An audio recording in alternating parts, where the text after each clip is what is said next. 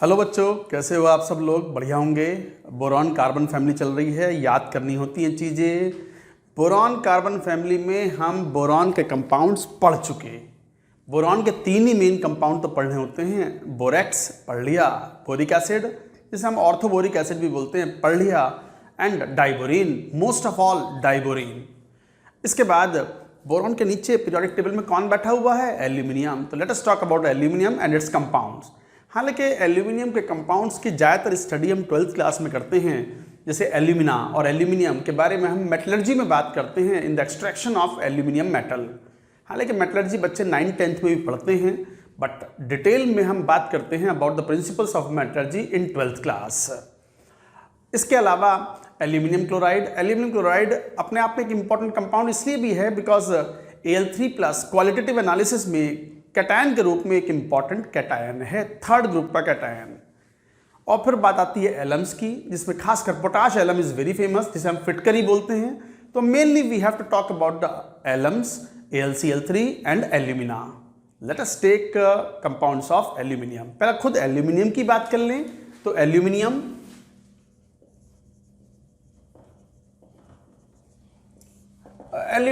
एक silvery white metal है। तो white metal, silvery white metal, और इसकी मैन्युफैक्चरिंग की जाती है by Hall Heroult process. Manufactured by Hall Heroult's method और प्रोसेस। क्यों करते हैं क्या इसमें? This is nothing but electrolytic. हालांकि मैं यहां पर लिखने वाला हूं कि for more details we will study in 12th class. तो इलेक्ट्रोलाइटिक रिडक्शन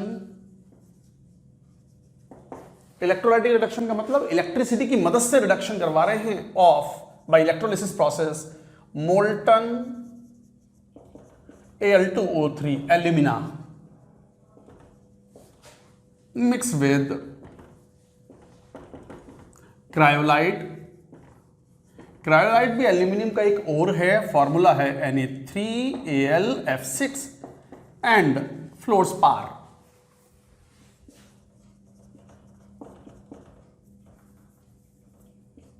ये भी एक और है, CaF2। हालांकि फॉर मोर डिटेल्स अब 11वीं के बच्चे कहेंगे सर हम कैसे डिटेल्स पढ़ें, हम कहां से इसकी और डिटेल्स पढ़ें? तो देखो NCERT में तो बहुत ज़्यादा एल्यूमिनियम कंपाउंड्स के बारे में नहीं मेंशन है, नहीं बोला उन्होंने।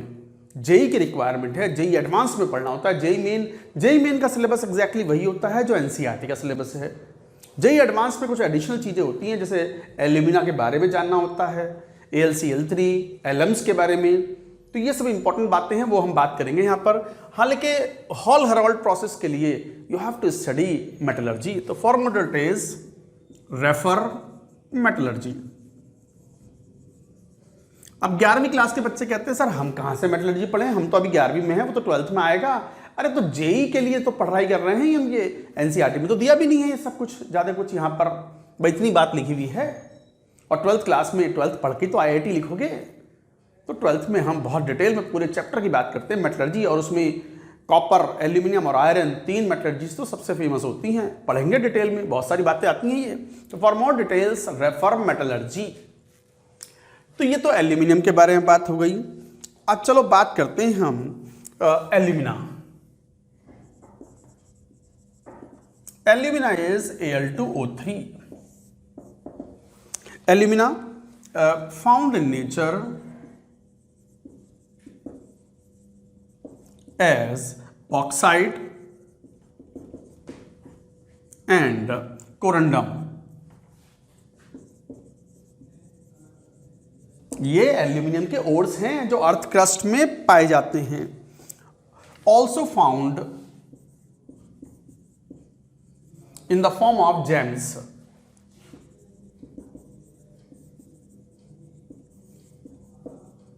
जेम्स के फॉर्म में, जेम्स मतलब जो है टोपाज, सफायर, एमराल्ड। अंगूठियाँ पहनते हैं ना, अंगूठी में जेम्स पहनते हैं, नग बोलते हैं उनको। तो उसमें पत्थर होते हैं उनको, जैसे टोपाज हुआ, सफायर हुआ, एमराल्ड हुआ, ये सब तो उनके अंदर ये भी उसका बेस कौन होता है? एल्यूमिनियम ऑक्साइड, एल्यूमिना बेस ही होता है उन कंपाउंड्स का in the form of gems. Aluminium oxide gems are important. इस पर जेई ने सवाल पूछ लिया। जेई को तो एनसीईआरटी में कुछ भी लिखा मिल जाए, बस सटाक से सवाल पूछते हैं। तो ये जेई मेन ने क्वेश्चन पूछा हुआ है ये वाला। तो important aluminium oxide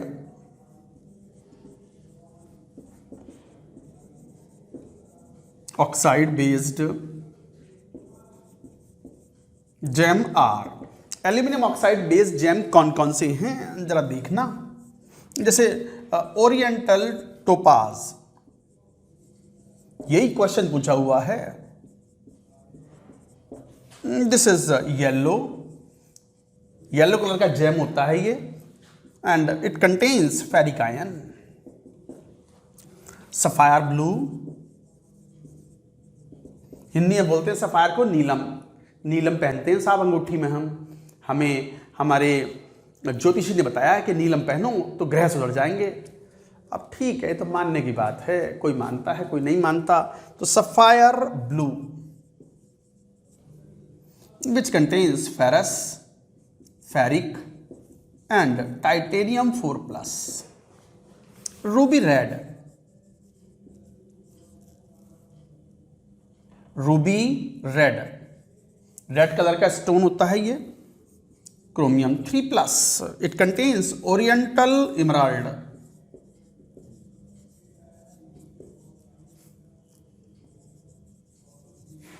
this is green which contains chromium 3+, vanadium 3+।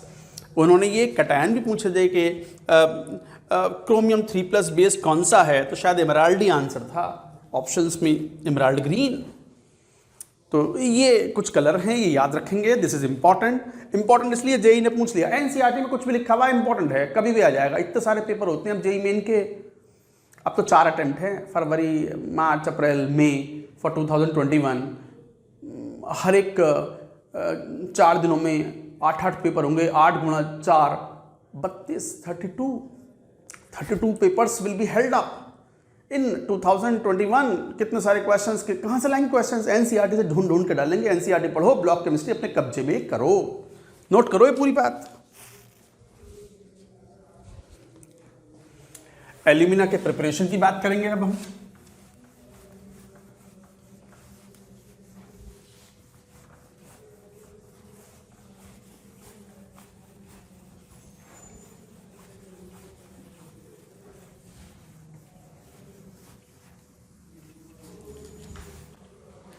Preparation,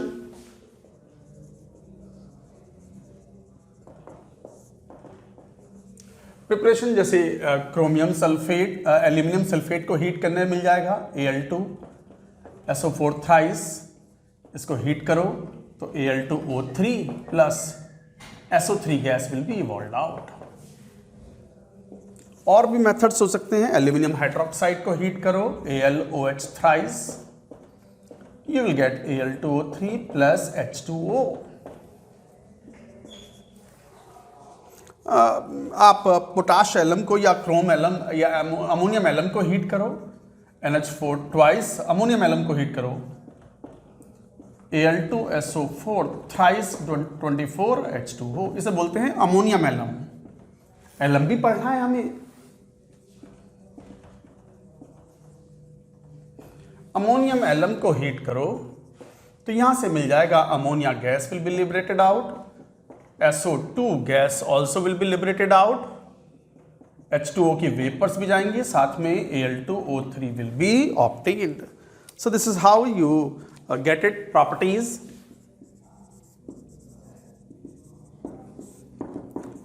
properties में Al2O3 एक एम्फोटेरिक ऑक्साइड है, एसिड में भी डिसॉल्व होगा और बेस में भी। तो ये व्हाइट अमॉर्फस पाउडर होता है।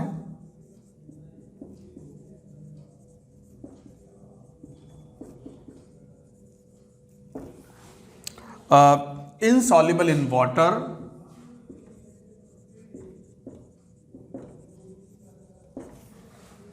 But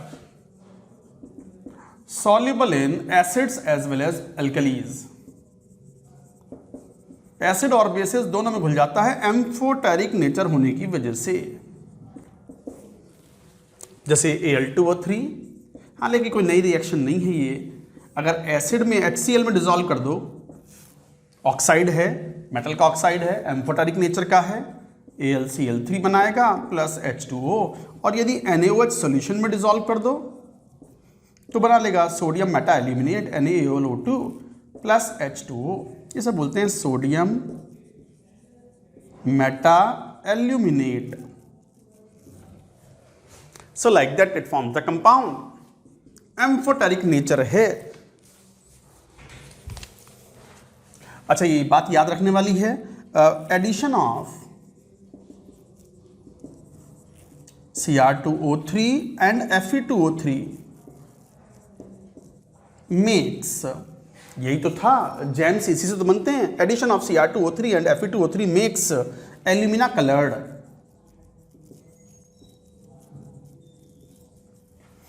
used for making artificial gems. Artificial gems बनाने में काम आता है। कहा ना मैंने, टोपाज हुआ, सफायर हुआ, एमराल्ड हुआ, रूबी हुआ, ये सब एल्यूमिनियम ऑक्साइड बेस्ड जेम्स हैं जिसके अंदर आप डोपिंग करते हो, मिलाते हो क्रोमियम आयन या फेरिक आयन या फेरस आयन या टाइटेनियम आयन, ताकि वो कलर्ड जेम बन सके। तो लिखो, ये भी एक इंपॉर्टेंट पॉइंट था, नोट इट डाउन।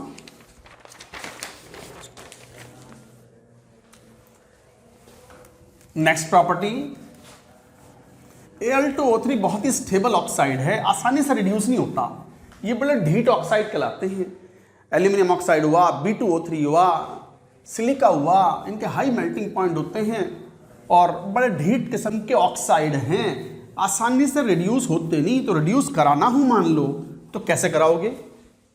जब मान लो रिएक्शन करानी हो, जैसे Al2O3 है, कार्बन से रिडक्शन करा के Cl2 गैस पास कराओ, ये पावरफुल ऑक्सीडाइजिंग एजेंट है। तो कार्बन पहले रिड्यूस करेगा, एल्यूमिनियम बनाएगा, एल्यूमिनियम क्लोरीन से रिएक्शन करेगा तो AlCl3 बनाएगा plus carbon monoxide.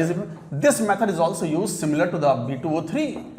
Carbon plus Cl2 के साथ रिएक्शन कराओ तो ये BCl3 बनाएगा और कौन सी गैस लिबरेट हो जाएगी? Carbon monoxide gas.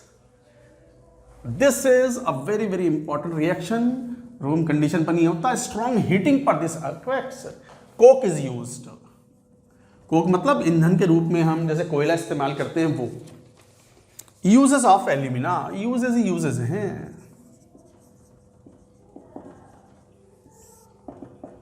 Uses of alumina for making artificial gems. मैंने बताया कि एल्यूमिना बेस पर आप क्रोमियम या फेरिक आयन मिलाओ तो डिफरेंट कलर के जेम्स ऑब्टेन होते हैं, जिन्हें स्टोन्स बोलते हैं। कहते हैं ना, बाजार से मैंने स्टोन लिया है, अंगूठी में पहनेंगे रिंग में, तो वो फॉर मेकिंग आर्टिफिशियल जेम्स इस तरीके से होते हैं। For extraction of aluminium, aluminium जो है वो एल्यूमिना से ही ऑब्टेन करते हैं। थर्ड, कैटलिस्ट है ये in organic reactions. Fourth, corundum. Actually ये अल्फा Al2O3 है। Al2O3 भी अलग अलग एलोट्रोपिक फॉर्म्स में या स्ट्रक्चर्स में एग्जिस्ट करता है। तो alpha allotropic is very hard, is extremely hard, और इस कारण से it is used to polish glass and used to polish glass. Glass को पॉलिश करने में काम आता है। और एक बहुत इंपॉर्टेंट यूज है, ये IIT ने पूछा हुआ है, बट 12th में आएगा ये सरफेस केमिस्ट्री में। Alumina gel is used in chromatography.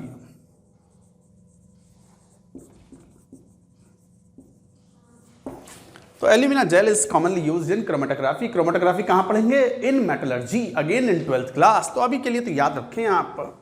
तो this is how you talk about the alumina. So alumina is a important chemical कई उसके यूजेस हैं आर्टिफिशियल जेम्स बनाने में, extraction of aluminium, aluminium is so useful metal. और आपको पता है कि अर्थ क्रस्ट में aluminium is the most abundant metal and third most abundant element in the earth crust. ये बात मैं बता चुका हूं, नोट इट डाउन। अब बात आती है कंपाउंड एल्यूमिनियम का, एल्यूमिनियम क्लोराइड। नोट करो पूरी बात।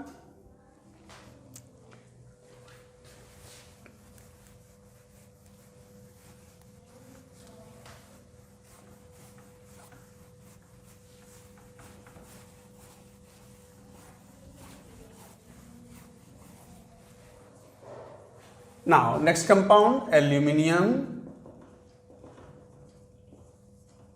chloride, AlCl3। वैसे तो ये क्रिस्टलाइन फॉर्म में AlCl3.6H2O के फॉर्म में एग्जिस्ट करता है। AlCl3 कंपाउंड इसलिए इंपॉर्टेंट है बिकॉज सारे क्वालिटेटिव टेस्ट Al3 प्लस के इसी कंपाउंड से करते हैं and this is the starting material for making many other compounds. Preparation,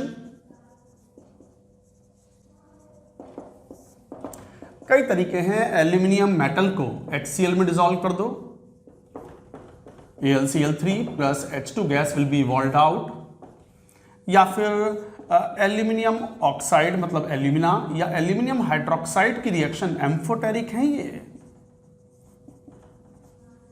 तो एसिडिक और बेसिक नेचर दोनों होती हैं इसमें। HCl सॉल्यूशन में डिसॉल्व कर दो, आसानी से रिएक्शन करेंगे और बनाएंगे AlCl3 aqueous plus H2O। Crystallisation gives AlCl3.6H2O। आप सॉल्यूशन का क्रिस्टलाइजेशन कराओगे तो सॉलिड जो बचेगा दैट इज AlCl3.6H2O। हाँ, लेकिन एल्यूमिनियम क्लोरीन एक अच्छा ऑक्सीडाइजिंग एजेंट है। क्लोरीन से करा दो ड्राई से, ड्राई क्लोरीन से अगर लगा के हीट करोगे तो AlCl3 will be obtained solid anhydrous.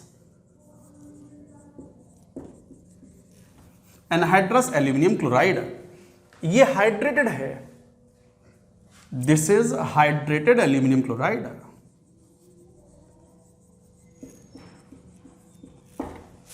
Anhydrous दोनों ही व्हाइट कलर के होते हैं, both are white. Let us talk about the other method of preparation. अभी कहा भी था हमने कि Al2O3 को कार्बन और Cl2 से रिएक्शन करवाएं, हीट करवाएं, तो you get AlCl3 plus carbon monoxide is evolved out. So these are the methods of preparation. Now properties.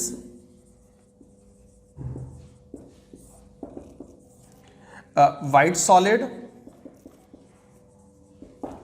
anhydrous AlCl3 जो होता है, anhydrous AlCl3 fumes, ये एक इंपॉर्टेंट प्रॉपर्टी है।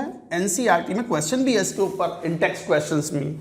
AlCl3 fumes most of the chloride fumes in moist air. Moist air का मतलब उसमें O2 N2 के साथ साथ मॉइस्चर भी है, तो मॉइस्चर फिर AlCl3 से रिएक्शन कर लेता है H2O वेपर्स और बना लेता है एल्यूमिनियम हाइड्रोक्साइड प्लस HCl। तो वो दो फ्यूम्स, तो फ्यूम्स जो होती हैं वो किस चीज की होती हैं? HCl vapours. जब भी यूं कहते हैं ना explain why aluminium chloride fumes in moist air, moist air का मतलब मॉइस्चर एल्यूमिनियम क्लोराइड से रिएक्शन करेगा और HCl की वेपर्स बनेंगी। HCl मॉइस्चर गेन करने के बाद क्लाउडी सा दिखता है, व्हाइट क्लाउड्स, तो इसलिए फ्यूम्स का मतलब white clouds are formed. So this is a very important property, NCERT में मेंशन्ड है, कभी भी जेई में ये आ सकता है। नोट करो, प्रॉपर्टीज और भी लेंगे।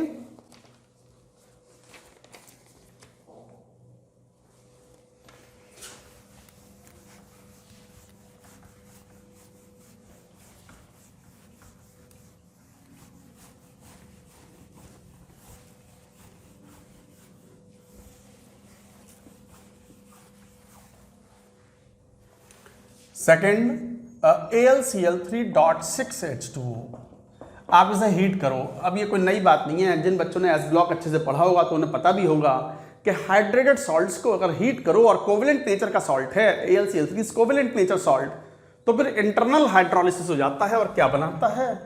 Al2O3 solid plus H2O vapours plus HCl vapours, ये बन जाता है। एंड दिस इंटरनल हाइड्रोलिसिस हो गया।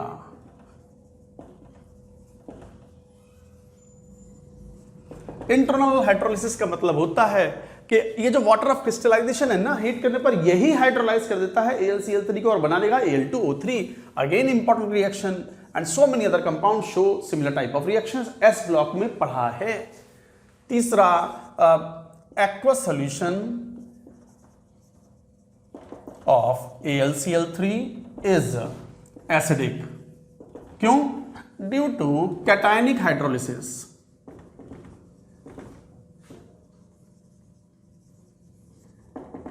कैटायन का हाइड्रोलिसिस मतलब एल्यूमिनियम 3+ का हाइड्रोलिसिस हो जाता है। तो जैसे ही AlCl3 को पानी में डुबोते हैं तो ये इस तरीके से AlOH H2O 6 3+ इस तरह कैटायन बना लेता है, प्लस Cl-। अच्छा, ये हाइड्रोलाइज होता है। हाइड्रोलिसिस की रिएक्शन इस तरह की होती है। H2O6 आयनिक इक्विलिब्रियम में बताते भी हैं इस बात को हम। ये वाटर के साथ रिएक्शन करता है और AlH2O5 OH- 2+ H3O+ बना दिया ना हाइड्रोनियम आयन H3+, तो एसिडिक नेचर हुई। हालांकि ये डाइमराइज भी होता है, डाइमराइजेस। तो क्या बना देगा ये इस टाइप से Al, ये कॉम्प्लेक्स बना लेता है OH। हालांकि ऐसा कोई खास इंपॉर्टेंट पॉइंट ये नहीं है।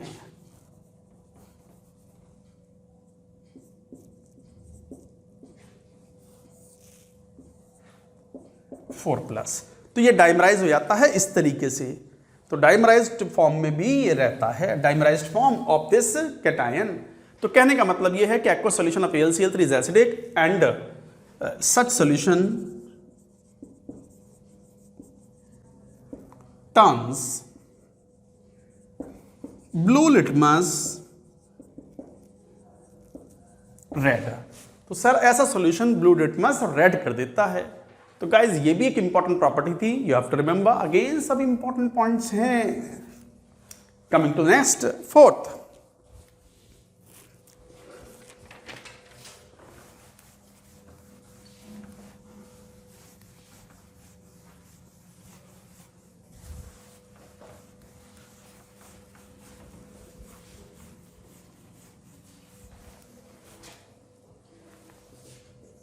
AlCl3 is a good Lewis acid. Chemical bonding में Lewis acid, Lewis base, Lewis acid मतलब which can accept the lone pair of electron. तो AlCl3 का ऑक्टेट कंप्लीट नहीं है और ये अमोनिया के साथ, अमोनिया की जो गैस है सॉलिड एब्जॉर्ब कर लेता है और बनाता है AlCl3.6NH3 वाइट सॉलिड इस तरीके से।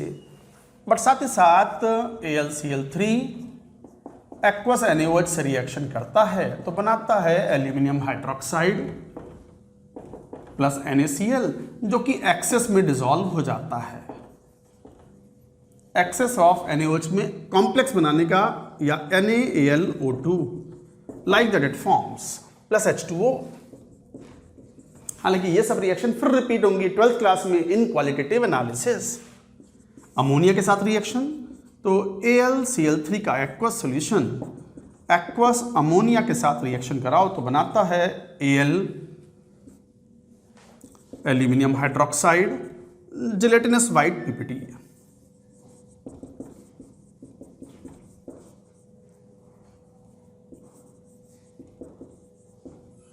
Gelatinous white PPT is formed plus ammonium chloride, क्योंकि अमोनिया का सॉल्यूशन बेसिक सॉल्यूशन होता है और बेसिक सॉल्यूशन में OH- तो प्रेजेंट होगा जब बेसिक सॉल्यूशन है। अमोनिया इज बेसिक सॉल्यूशन, तो बेसिक सॉल्यूशन में OH- एल्यूमिनियम आयन के साथ एल्यूमिनियम हाइड्रोक्साइड का जिलेटिनस वाइट PPT बना लेगा। साथ ही साथ now this is also important reaction, AlCl3 बहुत ही इंपॉर्टेंट LiH या NaH जैसे कंपाउंड से रिएक्शन करने के बाद LiAlH4 और LiAH ले लो, यही कॉमन है, this is commonly used. Lithium hydride के साथ रिएक्शन करने के बाद LiAlH4 बनाता है लिथियम एल्यूमिनियम हाइड्राइड। ये कंपाउंड है good reducing agent in organic chemistry. Inorganic नहीं, इन अलग, ऑर्गेनिक अलग। तो LiAlH4 एक अच्छा रिड्यूसिंग एजेंट है। ऑर्गेनिक केमिस्ट्री में इसका बहुत ज्यादा इस्तेमाल होता है, लिथियम एल्यूमिनियम हाइड्राइड का एज ए रिड्यूसिंग एजेंट। तो गाइज ये थे यूजेस ऑफ, यूजेस की भी बात कर लेते हैं। अच्छा ध्यान दो, AlCl3 NCERT में नहीं है कंपाउंड अलग से, एल्यूमिना अलग से नहीं है NCERT में, एडवांस के सिलेबस में मेंशन्ड है। और हम जो यहां पढ़ रहे हैं सब एडवांस के लिए पढ़ रहे हैं। मेंस उसमें पूरा 100% कवर हो चुका है, बट एडवांस की भी सारी चीजें कवर हो चुकी हैं। एडवांस के सिलेबस में क्लियरली मेंशन होता है कंपाउंड्स ऑफ एल्यूमिनियम। एलम भी पढ़ना है, एलम्स, जबकि एलम्स NCERT में सच इस चैप्टर में दिए हुए नहीं होते हैं अलग से। AlCl3 भी नहीं दिया हुआ है NCERT में, जेई मेन में ऐसा डायरेक्टली मेंशन नहीं है, बट ये रिएक्शन इतनी कॉमन है कि जेई मेन में भी आ सकती हैं। तो uses of AlCl3 aluminium chloride, एक तो कैटलिस्ट के रूप में काम करता है इन फ्रीडल-क्राफ्ट रिएक्शन। ऑर्गेनिक केमिस्ट्री में बहुत ही नामचीन प्रसिद्ध रिएक्शन होती है फ्रीडल-क्राफ्ट रिएक्शन, वहां इस्तेमाल होता है। साथ ही साथ एल्यूमिनियम कंपाउंड्स बनाने में काम आता है, प्रिपेयरिंग अदर एल्यूमिनियम कंपाउंड। तो these are the uses of aluminium chloride. Aluminium भी एंड पर आ गया, बस थोड़ा सा और बात कर लेते हैं एलम्स पर, जिसमें सबसे फेमस, सबसे यूजफुल एलम होती है पोटाश एलम, फिटकरी बोलते हैं उसको। तो ये बात पूरी नोट करो and let us talk about Elms. Note it down.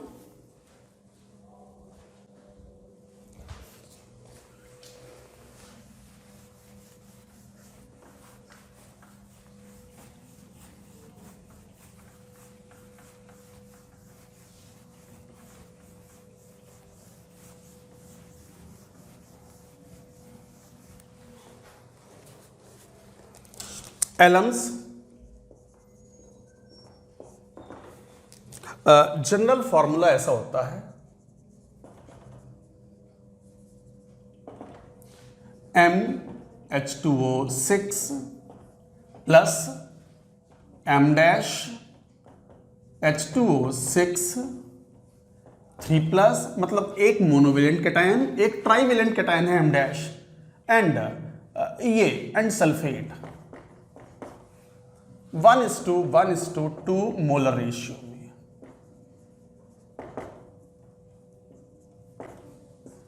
Elms का कंपोजिशन ये होता है, जैसे ये सब डबल सॉल्ट्स होते हैं। Alums are double salts. Salts भी कई टाइप के होते हैं, डबल सॉल्ट्स होते हैं, सिंपल सॉल्ट्स होते हैं, कॉम्प्लेक्स सॉल्ट्स होते हैं। कहाँ पढ़ेंगे? Coordination compounds.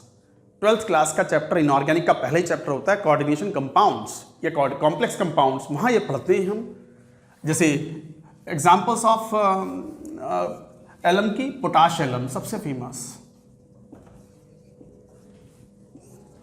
Ammonium alum,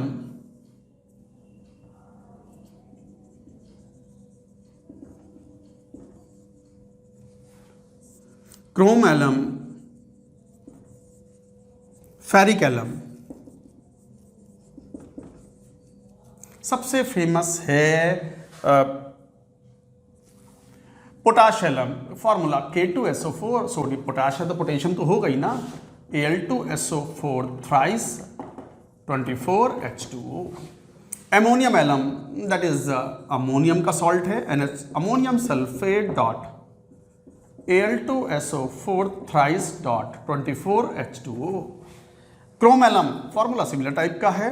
chrome alum में K2SO4, एल्यूमिनियम नहीं होता इस बार, क्रोमियम होता है, Cr2SO4 thrice 24H2O। And ferric alum similarly K2SO4, Fe2SO4 thrice 24H2O।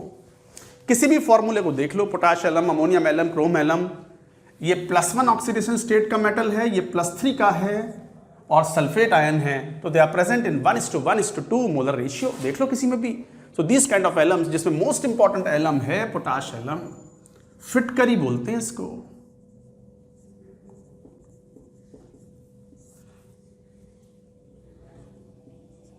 फिटकरी, फिटकरी बाजार में जैसे फिटकरी का एक बहुत बड़ा यूज़ होता है कि ये ब्लड की क्लॉटिंग में हेल्प करता है। कोएगुलेंट है ये। कोएगुलेंट का मतलब जो कॉलॉइड्स होते हैं उनको जमा देता है, उनको जेल बना देता है लिक्विड से, ताकि ब्लड क्लॉट हो जाए तो ब्लड बहना, जैसे चोट लग गई तो कई बार चोट लगती है तो हम उस पर पोटाश एलम मतलब फिटकरी जो होती है वो लगा देते हैं थोड़ा सा अच्छे से। फिटकरी लगाने से क्या होता है, खून बहना बंद हो जाता है, क्लॉटिंग ऑफ ब्लड हो जाता है, मतलब कोएगुलेशन ऑफ द ब्लड हो जाता है। हालांकि इसके लिए भी एक चैप्टर है 12th क्लास में, सरफेस केमिस्ट्री, जिसके अंदर आप कॉलॉइड्स पढ़ते हो वेरियस, जैसे blood is negative colloid, negative positive क्या होते हैं अभी नहीं, 12वीं क्लास में आओगे तो यू विल लर्न। हालांकि कोई ड्रॉपर के स्टूडेंट्स होंगे तो मुस्कुरा रहे होंगे, हाँ ये तो पता है हमें, वी नो इट अबाउट। तो खैर तो इस तरीके से ये है, फिटकरी बोलते हैं इसको पोटाश एलम को। तो पोटाश एलम इज कॉल्ड फिटकरी। फिटकरी कई बार शेविंग करते हैं ना, जैसे मेरे पास ही है, मैं वो यूज़ नहीं करता, ओल्ड स्पाइस और उसकी जो सूसा आती है ना शेविंग करने के बाद, बहुत अजीब सी चुभती है। शेविंग करने के बाद में मैं तो क्या करता हूँ, मेरे पास इतनी बड़ी एक फिटकरी का टुकड़ा है, वही चल रहा बहुत दिन से, साल भर हो गया, तो बस वो करके पानी से धोया। जैसे वो बार्बर की शॉप पे जाते हैं ना, तो वहाँ भी वो मतलब लगाने के बाद फिटकरी लगाता है, बड़ी अच्छी फीलिंग आती है वो। तो खैर only boys can relate it, right. तो ये थे type of Elms. Uses of Elms की बात करेंगे। एक यूज तो मैंने बोला ही, जैसे पोटाश एलम है, it is a very good coagulant, coagulation में काम आता है। तो ब्लड क्लॉटिंग के लिए पोटाश एलम का इस्तेमाल करते हैं। कई बार तो ये सेवलॉन वगैरह होते हैं ना, या डेटॉल की शीशी होती है जिसके अंदर लिक्विड डेटॉल या लिक्विड सेवलॉन होता है, दे mainly contain the component like ferric chloride और पोटाश एलम, इस तरह के सॉल्ट्स उसमें होते हैं। तो यूजेस एज जर्मिसाइड, जर्म्स मारता है, एंड वाटर प्योरिफिकेशन, पानी को प्योरीफाई करने में क्या आता है, as a coagulant. For example, coagulant का असली मीनिंग आप 12th क्लास में जानोगे। Potash alum helps in clotting blood. कहीं चोट लग गई, कट लग गया, खून बहना शुरू हो गया, तो पोटाश एलम लगाए थे हम, फिटकरी लगाए थे, खून बहना बंद हो जाता है। क्या होता है वो, clotting of blood, that means blood is coagulated. तो कोएगुलेंट है ये। Next comes as a mordant in dye industry. अब यहीं पे बात आती है, ये क्या है, ये कोई नया शब्द है, मॉर्डेंट। मॉर्डेंट वो सब्सटेंस होते हैं जो डाइज को फैब्रिक पे चिपकने में हेल्प करते हैं। तो mordant are substance which helps dye sticking with fabric. कपड़े पे मान लो कोई डाई लगानी है, रंग लगाना है, तो रंग कच्चा न रह जाए, तो कपड़े पर रंग अच्छे से चिपके, उसके लिए हम ये सब्सटेंस यूज करते हैं, which are called mordant। तो पोटाश एलम या alums are commonly use as mordant. तो गाइज ये था बोरॉन फैमिली इज ओवर, हो गया, that's it. Boron family is over. Boron family में हमने बोरॉन के कंपाउंड्स पढ़ लिए, एल्यूमिनियम के कंपाउंड्स पढ़ लिए। अब आएगी कार्बन फैमिली। चैप्टर का नाम क्या है, boron and carbon family. We shall take in the next lecture. कैसे हो सब आप, बढ़िया होंगे। चलिए आगे बात करेंगे। हम पढ़ रहे थे boron and carbon family. Boron family को हमने फिनिश कर दिया था with respect to the properties of the elements and compounds also. बात करेंगे कार्बन फैमिली की। Carbon family group 14 elements.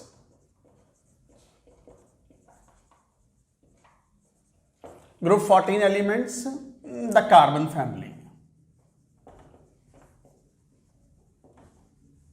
Carbon family में जो एलिमेंट्स हैं, carbon, silicon, germanium, tin, lead. So these are the main elements जिनकी properties हमें पढ़नी होती हैं। सेकेंड पीरियड का एलिमेंट है, एक्सेप्शनल प्रॉपर्टी शो करता है। Carbon is non metal, silicon and germanium are metalloid. They have the properties of the metal as well as non-metals, and tin and lead are metals.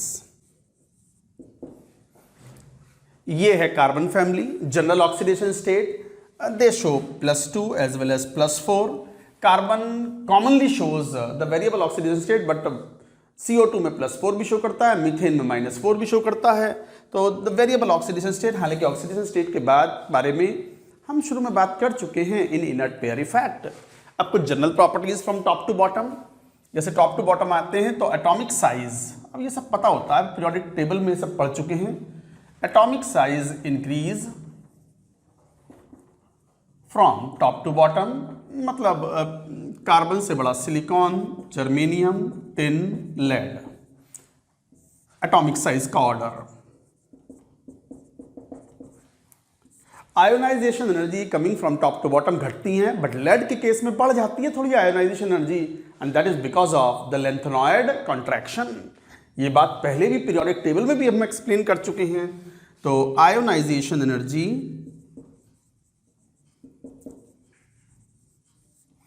Decrease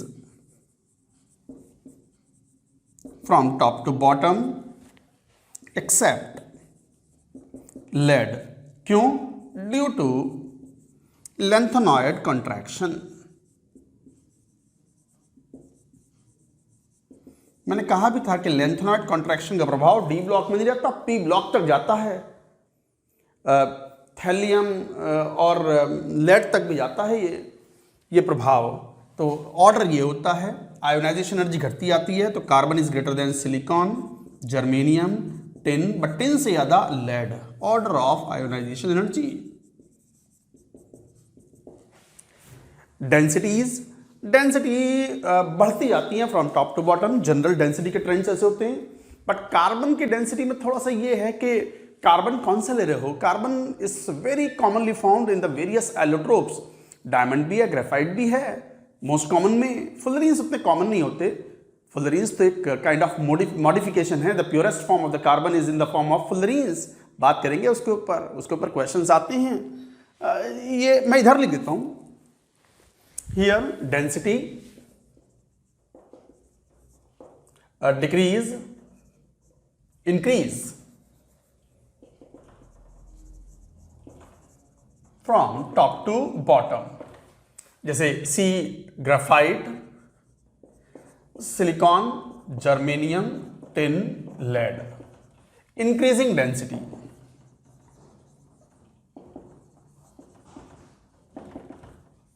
increasing density, but density of diamond is greater than density of graphite.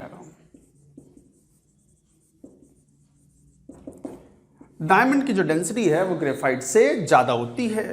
साथ ही साथ तो फिर अगर मैं diamond की density को लेकर के बात करूं तो I can say that silicon से ज्यादा carbon diamond, and then germanium, tin, lead. So this is the increasing order of density.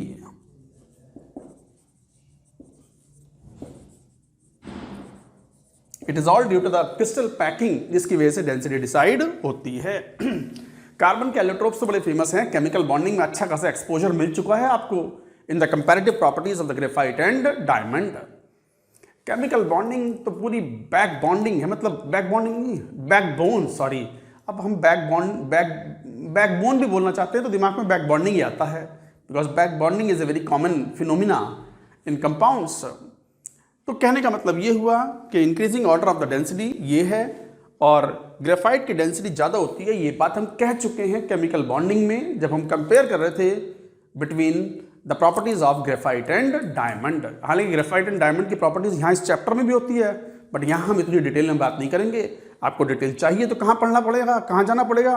Chemical bonding. और ये तरीका भी होता है चीज़ों को रिवाइज करने का। नोट करो ये सब बात, more points will come.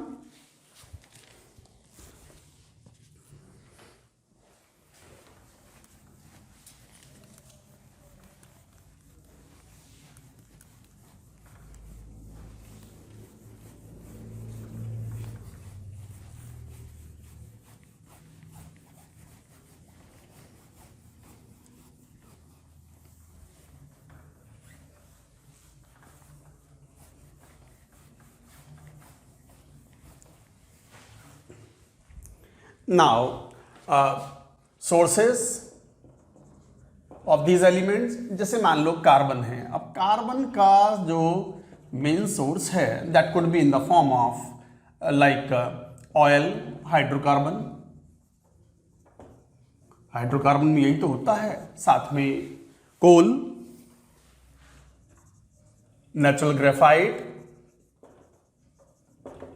Diamond, साथ ही साथ it could be in the form of calcium carbonate जो हम कैल्साइट बोलते हैं, मैग्नीशियम कार्बोनेट मैग्नीसाइट बोलते हैं।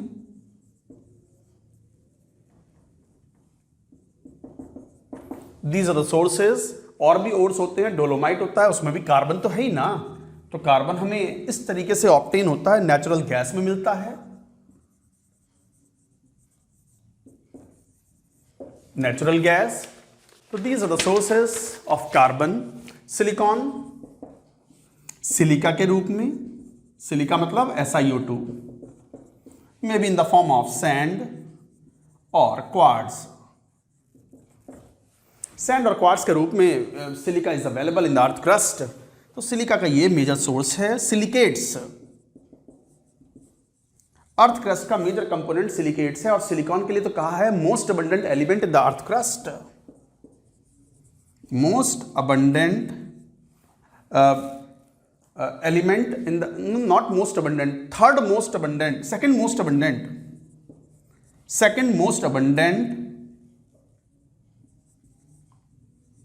element in earth crust।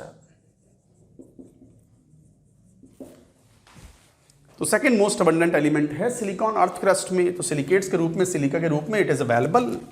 Germanium, germanium perfect semiconductor material होता है, फाउंड इन कोल। कोल के अंदर पाया जाता है। टिन, टिन का cassiterite is the chief ore. SnO2। Lead, lead is galena, galena is the chief ओर।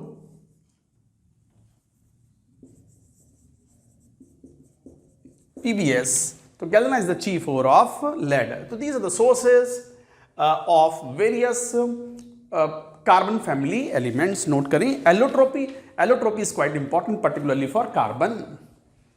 तो लिखो ये हेडिंग, पहले ये नोट करो, उसके बाद हेडिंग लिखो, एलोट्रोपी ऑफ कार्बन। कार्बन और टिन के एलोट्रोप्स इंपॉर्टेंट होते हैं।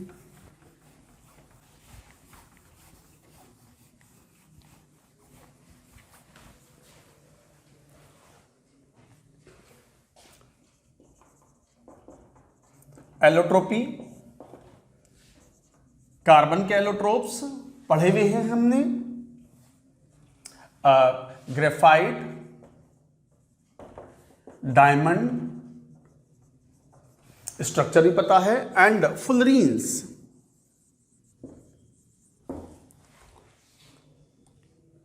फुलरीन, ग्रेफाइट, ग्रेफाइट के अगर फीचर्स की बात करूं तो सॉफ्ट एंड स्लिपरी होता है।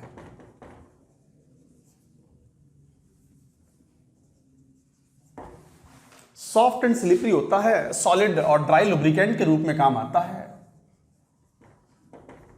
जहां ऑयल इस्तेमाल नहीं कर सकते as a lubricant, we can use graphite as a lubricant.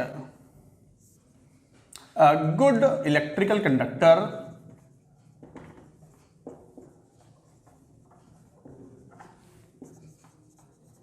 along the sheet। Carbon sp2 hybridised होता है और वो एक शीट लाइक स्ट्रक्चर होता है। मैं क्यों बता रहा हूं ये सब, केमिकल बॉन्डिंग में बहुत डिटेल में बता चुका हूं। Read chemical bonding. ये पॉइंट्स तो मैंने बस एक तरीके से काइंड ऑफ रिवीजन है, खूब डिटेल में बात की हुई है। The comparative properties of diamond and graphite chemical bonding में। अब मैं रिपीट नहीं करूंगा, आपका टाइम इंपॉर्टेंट है, बच्चे पढ़ चुके हैं, वहां से पढ़ें। सोर्स में बता रहा हूं। Diamond hardest known substance, hardest known substance है डायमंड। अब्रेसिव के रूप में used as abrasive, making machine tools, for cutting glass, stones और कांच को काटने के लिए आप डायमंड का बहुत कॉमनली इस्तेमाल करते हो. Also used in making tungsten filament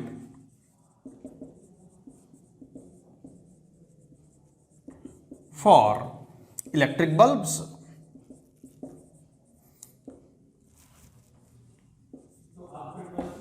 electric bulbs जो हैं उनके अंदर टंगस्टन का फिलामेंट होता है जो कि थर्मो आयनिक इमिशन के थ्रू लाइट इमिट आउट करता है. वो बनाने में भी डायमंड का इस्तेमाल होता है. फुलरीन्स थोड़ा ज़्यादा पढ़ना होता है. Let us talk about fullerenes अलग से. Let us talk about fullerenes अलग से. तो यहां लिखो fullerenes. Talking about the fullerenes, pure form of carbon. Very important. अच्छा इंपॉर्टेंट तो ये भी है, but all this we talked about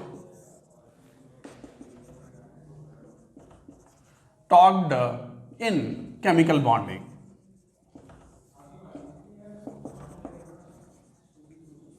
chemical bonding में हम ग्रेफाइट डायमंड के बारे में खूब बात कर चुके हैं. थर्मोडायनेमिक स्टेबिलिटी की बात कर चुके हैं. बहुत सारे और भी पॉइंट्स से बात कर चुके हैं. इनके स्ट्रक्चर के बारे में बात कर चुके हैं. हाइब्रिडाइजेशन के बारे में बात कर चुके हैं. बॉन्ड लेंथ कंपैरिजन की बात कर चुके हैं. जाए तो सही केमिकल बॉन्डिंग में. Pure form of, this is pure form of carbon. और पहला ही पॉइंट बड़ा इंपॉर्टेंट है, एनसीईआरटी से लिया है ये पॉइंट मैंने. No dangling bond.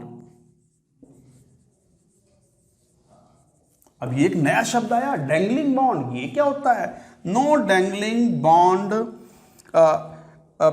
In fullerenes unlike silicon और diamond. What is dangling bond? Dangling bond का मतलब होता है कि immobilized atom which has unsatisfied valence. Dangling bond means immobilized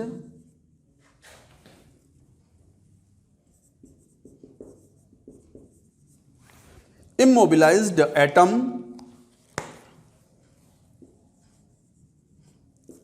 or free radical, immobilized free radical,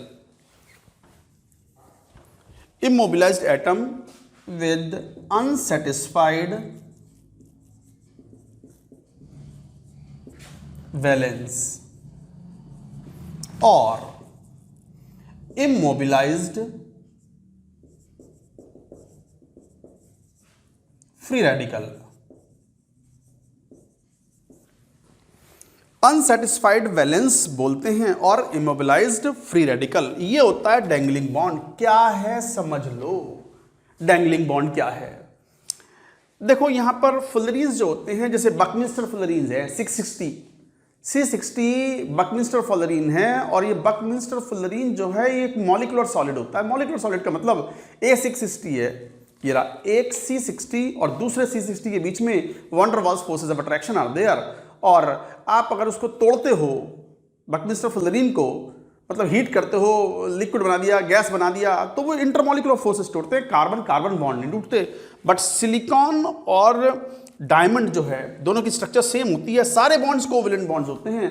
कहीं से edges जो होते हैं, मान लो डायमंड है, डायमंड का कोई तो साइज होगा, और साइज होगा तो सरफेस पर एजेस होंगे, और एजेस पर कार्बन एटम होंगे जो दूसरे ऊपर तो किसी कार्बन से बॉन्ड नहीं बना रहे होंगे. मान लो जैसे ये है, मैं ये ऊपर क्लीन कर रहा हूं, तब समझाता हूं आपको कि what is the meaning of dangling bond. Note it down.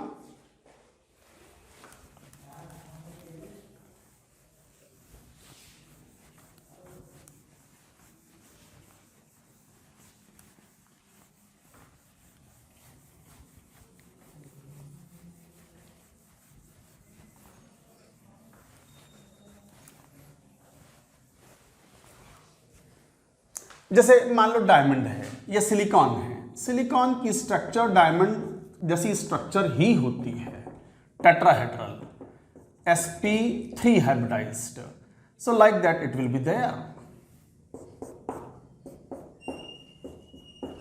अब कोई डायमंड, मान लो सिलिकॉन का क्रिस्टल है या डायमंड का क्रिस्टल है, कार्बन, सिलिकॉन की जगह कार्बन रख दो तो क्या बन जाएगा, ये diamond. Structure wise it is same, covalently bonded tetrahedral network structure, 3D structures.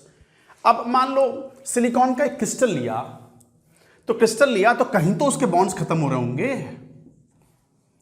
ये वाला सिलिकॉन जो है, मान लो ये वाला सिलिकॉन जो सेंटर वाला है, इसके चारों वैलेंस सेटिस्फाइड हैं, चारों वैलेंस इलेक्ट्रॉन्स बाकी चारों सिलिकॉन से सेटिस्फाइड हैं, तो ये सेटिस्फाइड वैलेंस कहलाएगा। इमोबिलाइज्ड इसलिए क्योंकि हिल डुल नहीं सकता सॉलिड के अंदर, atoms only can vibrate from the mean position, otherwise they are fixed at their positions. Try to understand what I mean. अब मान लो ये सिलिकॉन का क्रिस्टल है,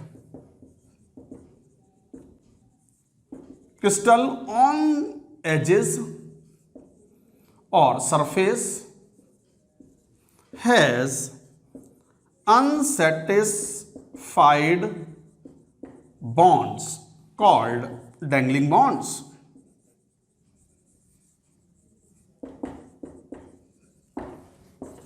तो सिलिकॉन क्रिस्टल्स ऑन एजेस और सरफेस हैज अनसेटिस्फाइड बॉन्ड, ये वाले हैं अनसेटिस्फाइड बॉन्ड्स। अरे सिलिकॉन का आपने टुकड़ा लिया, कहीं तो काटोगे, ऐसा थोड़ी कि बहुत बड़ा पूरे यूनिवर्स जितना बड़ा हम क्रिस्टल ले ले, अरे ऐसा थोड़ी होता है।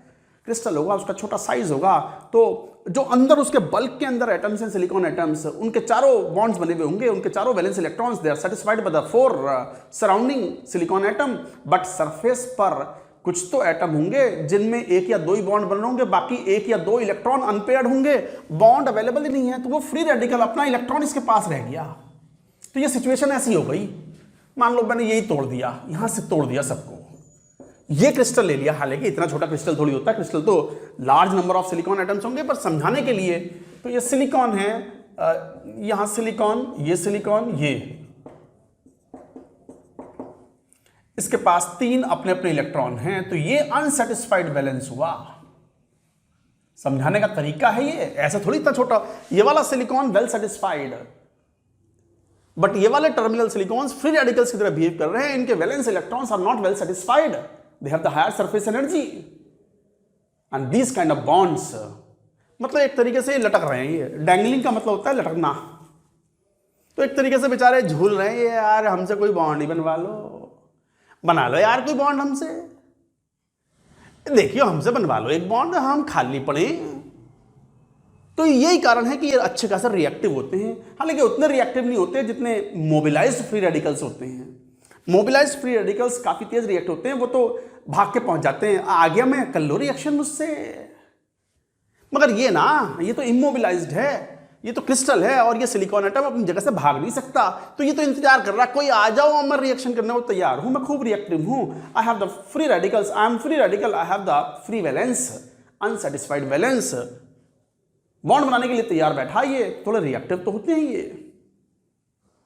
ये चीज नहीं पाई जाती किसमें, फुलरीन्स में, बट पाई जाती है ग्रेफाइट में, डायमंड में, सिलिकॉन में। तो silicon, graphite, diamond have unsatisfied valence और dangling bonds, but fullerenes do not have. क्यों? क्योंकि डायमंड, ग्रेफाइट और इनमें सारे बॉन्ड्स कोवेलेंट बॉन्ड्स हैं, कहीं से तो तोड़ोगे उनको, तोड़ोगे तो फ्री रेडिकल्स जनरेट हो जाएंगे and they will be forming the dangling bonds.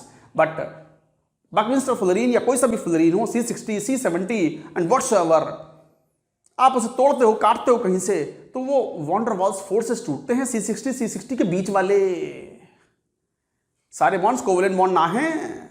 C60 में, C60 के अंदर ही तो कोवेलेंट बॉन्ड्स हैं, 60 कार्बन एटम्स आपस में तो कोवेलेंट बॉन्ड से जुड़े हुए हैं, बट एक C60 और दूसरा C60 they are connected by a bond called weak van der Waals forces. तो weak van der Waals forces तोड़ते हैं, तो एक तरीके से there is no dangling bond. याद कर लेना, वैसे मैंने पूरी कोशिश की है समझाने की, इससे बेहतर तो मैं और क्या बताऊं। माई 17 years of teaching, I'm trying to give you in the form of my lectures here. तो this is very important term, मैंने इंपॉर्टेंट लिख दिया। डैंगलिंग बॉन्ड शब्द इंपॉर्टेंट है, याद रखें, कभी भी आ जाएगा जेईई मेन में, क्योंकि एनसीईआरटी में लिखा हुआ, पूछ लेंगे वो कि बताओ किस में डैंगलिंग बॉन्ड है, किस में नहीं है। मान लो क्वेश्चन ऐसे ही लिख दो, which doesn't have dangling bond, which doesn't have the dangling bond। तो जैसे A मान लो graphite, B C60 fullerene, C diamond, D silicon. तो बस आंसर हो गया, which does not have the dangling bond.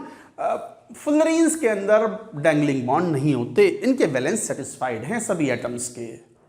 So this was an important point, very very important point, you should understand, you should write it.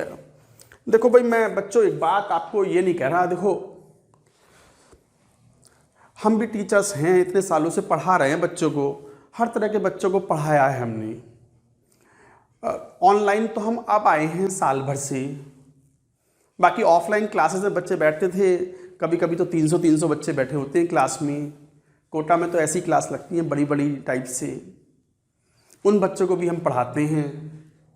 कुछ बच्चे बहुत मेहनती होते हैं, बड़े अटेंटिवली हमें सुनते हैं, कुछ थोड़े से शरारती होते हैं, पढ़ाई में मन कम लगता है तो वो कुछ कुछ करते रहते हैं, उधर उधर शोर भी करते हैं, हालांकि उनको डांटना करके बैठाना पड़ता है। फिर भी हमने ये देखा है, पढ़ने वाला बच्चा पढ़ता है, उसे ऐसा कोई फ़र्क नहीं पड़ता, मतलब वो तो लगा रहता है, वो छोड़ता नहीं चीज़ों को। उसके सामने अगर डैंगलिंग बॉन्ड आया है तो वो समझ के दम लेगा कि हाँ सर को जरूरत पड़ेगी, तो 2 बार रिवाइज करेगा, रिवाइंड करेगा मेरे वीडियो को और तब देखेगा। So these are important things. तो हमने तो हर तरह के बच्चों बताया, मैं ऐसा नहीं कि बहुत डींगे हाँक रहा हूँ, गप मार रहा हूँ, नहीं ऐसा नहीं है। पढ़ने वाले बच्चे और ना पढ़ने वाले बच्चों में बड़ा अंतर है। पढ़ने वाले बच्चे अपना 1 मिनट भी वेस्ट नहीं करते, ना पढ़ने वाले बच्चों के पास तो वो तो चाहें तो उनसे बुक लिखवा लो, एक 101 ways to waste time and not to get selected in IIT JEE, लिखवा लो उनसे बुक, लिख देंगे। ये वो बच्चे होते हैं जिन्हें एक्सक्यूजेस देने हैं। उनसे अगर पूछो ना कि भाई आपकी दिनचर्या क्या है, आपका टाइम टेबल क्या है, पढ़ाई कैसे करते हो, सुबह उठते हो और रात को सोते हो, तो उसके बीच में करते क्या हो, तो पता चला डिनर भी उनका घंटे 1.5 घंटे में निपटता है। अरे डिनर करना है, 15-20 मिनट का डिनर होता है, 10 मिनट का वॉक होता है, हाफ एन आवर का ब्रेक हो गया, डिनर भी हो गया, उसमें 10 मिनट वॉक कर ली, हेल्थ के लिए अच्छा होता है, अगेन पढ़ने बैठो। टाइम वेस्ट नहीं करो तो भी काम बन जाएगा। तो ये ऐसा नहीं है, ये तो बच्चों का होता है, तो हम अपने एक्सपीरियंसेस के बेस करें, ऐसे डींगे नहीं हाँक रहे हैं। हालांकि डींगे हाँकने पर तो मुझे कई सारी स्टोरीज याद आती हैं। डींग हाँकना तो समझते हो ना, डींग हाँकना भी एक कला होती है भाई, गप्पे मारना बोलते हैं उसको। हालांकि गप्पे का मतलब तो गॉसिपिंग होता है, गप मार रहे हैं मतलब खाली टाइम है, दोस्तों के साथ बैठे, चाय की थली पे बैठ गए, मान लो हम जैसे हम बैठते हैं, बच्चे लोग थोड़ी चाय की थली पे बैठते हैं, थोड़े बड़े लोग हम टाइप से जो हैं वो चाय की थली पे बैठते हैं दोस्तों के साथ। ABJ सर हुए, NS सर हुए, MT सर हुए, कई बार हम निकल जाते हैं और आसपास में या मानसरोवर में कोई थली पे बैठ जाते हैं, 10-20 मिनट बैठ लेते हैं। हम पे भी ज़्यादा समय नहीं होता, इतनी सारी क्लासेस बनानी होती हैं आप लोगों के लिए, एट योर सर्विस। तो हम बतियाते रहते हैं। तो ऐसी गॉसिपिंग करना वो एक अलग चीज़ होती है। एक होता है डींग हाँकना, तो मैं डींग नहीं हाँक रहा। हालांकि डींग हाँकने पर हमने खूब सारी स्टोरीज पढ़ी है। मैं एक स्टोरी सुनाऊं क्या आपको? अरे छोड़ो, रहने दो, आपको लगेगा सर हमारा टाइम वेस्ट कर दिया। क्या बताऊं? अरे नहीं नहीं, रहने दो ना। अच्छा वो इतना कह रहे हो तो मैं बोल ही देता हूं, बता ही देता हूं। अब कह कौन रहा है ही नहीं कोई, मेरे अलावा तो कोई रूम में ही नहीं है। पर ठीक है, मैं तो बच्चों को सुनानी होती तो सुना ही देता हूं। देखो तुम्हारा टाइम है डिजिटल टाइम, हमारा सब कुछ नॉन डिजिटल वाला था। जब हम छोटे थे, मैं समवेयर 7वीं 8वीं क्लास में, तो हमें कॉमिक्स का बड़ा शौक था और कॉमिक्स बहुत फैशन में भी थे। कॉमिक्स वर इन क्वाइट वोग, वोग मतलब फैशन में होना, फैशन मतलब बच्चों के लिए बड़े चार्मिंग लगते थे, मतलब बहुत ही क्रेज था बच्चों में कॉमिक्स का।